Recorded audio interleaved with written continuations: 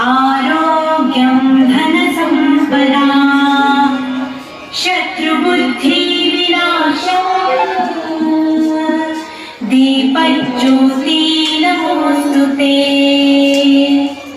दिव्या दिव्या रे दीपकार काने कुंडल मोतीहार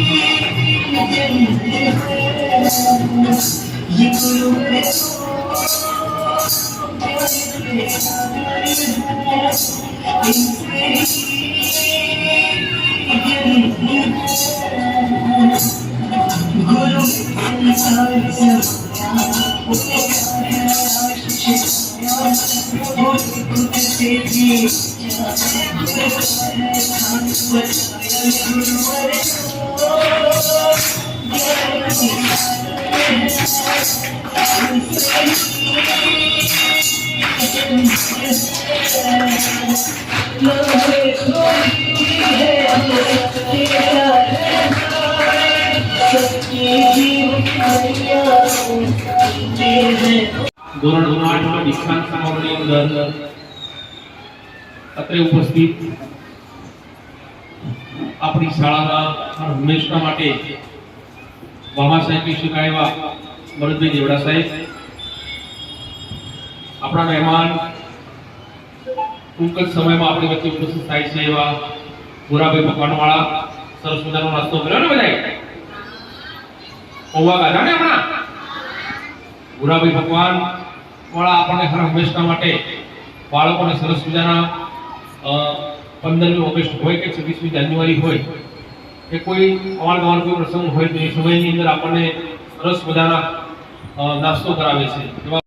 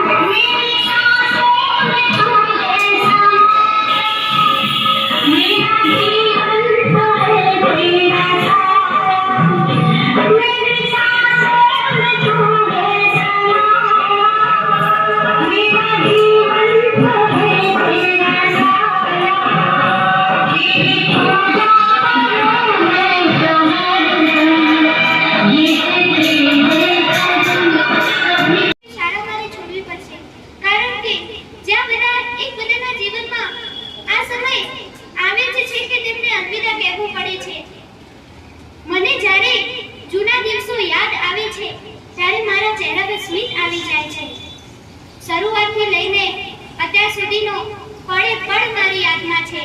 મિત્રો સાથે રમવું, ભણવું, નાની નાની વાતોમાં ઝઘડવું, ભણવાની ઈચ્છા ન હોય તો શાળાએ ન જવું, તું કાલે કેમ ન આવી, જ્યારે શિક્ષક પૂછતા આજે હું શાળાને અલવિદા કરી રહી છું ત્યારે મારા આંખમાં આંસુ છે.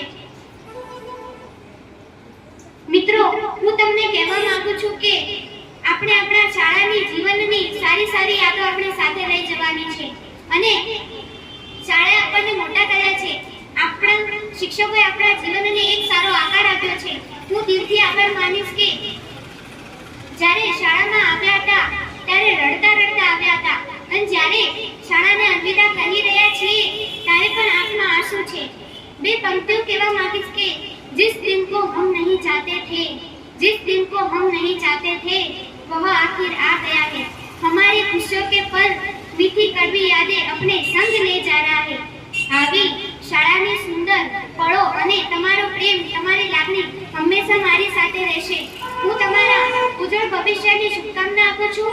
તથા આપણી શાળાના આચાર્ય શ્રી, સ્ટાફ મિત્રો અને ધોરણ 8 ના જે વિદ્યાર્થીઓ અહીંયાથી વિદાય લઈ રહ્યા છે, તમામ વિદ્યાર્થીઓ અને શાળાના નાના નાના ભૂલકાઓ, આજે વિદાય આપણા આચાર્ય સાહેબે કહ્યું ને 3 પ્રકારની વિદાય.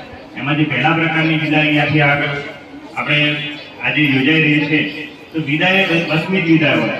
કેટલાક વિદ્યાર્થીઓને જોયા તો પહેલા શરૂઆતમાં એટલા બધા ખુશ દેખાતા હતા મને, પણ જેમ જેમ સમય પસાર થઈ ગયો છે એમાં આંખમાંથી આંસુ નીકળી રહ્યા છે એવા પણ મેં વિદ્યાર્થીને જોયા. એ જોઈને અમારું પણ દિલ ભરાઈ આવે છે. તમે જ્યારે અહીંયા ધોરણ 1 ની અંદર જ્યારે દાખલ થયા હતા ત્યારે અમે જોયું હતું કે બાળકો રડતા રડતા સ્કૂલની અંદર આવે છે, પકડી પકડીને પરાણીને મમ્મી લઈને જે મૂકીને જાય છે. અમુક વખત બાયણા પણ અમારે બંધ કરવા પડતા કે ભાગી ના જાય હતું કે ભાઈ એવી પરિસ્થિતિ. એ પરિસ્થિતિ વચ્ચે મૂકીને ગયા હતા અને આજે એક સમય એવો આવ્યો છે કે એમને અહીંયાથી વિદાય થવાની છે, છતાં પણ એ વિદાય લેવા માટે તૈયાર નથી. તો એ જે 8 વર્ષનો સમયગાળો તમે અહીંયા આગળ વિતાડ્યો છે તો એવું તો અહીંયા આગળ શું અહીંયા સિંચન એવું કરવામાં આવ્યું કે તમને અહીંયાથી જવાનું પણ મન નથી હોતું. અમુક વિદ્યાર્થીઓ એવું કહે છે કે સાહેબ 9મું ધોરણ અહીંયા ચાલુ કરો કે અમને અહીંયા મજા આવે. તો ભાઈ અહીંયા જે ગુરુજનો તમારી સમક્ષ દેખાય છે, તમને જે સિંચન કર્યું છે એવું પાછું તમને અને પ્રાથમિક શાળાનું પાછું જે જગ્યાએ અમને મળ્યું, તમને મળ્યું અને બીજા લોકોને મળતું હશે.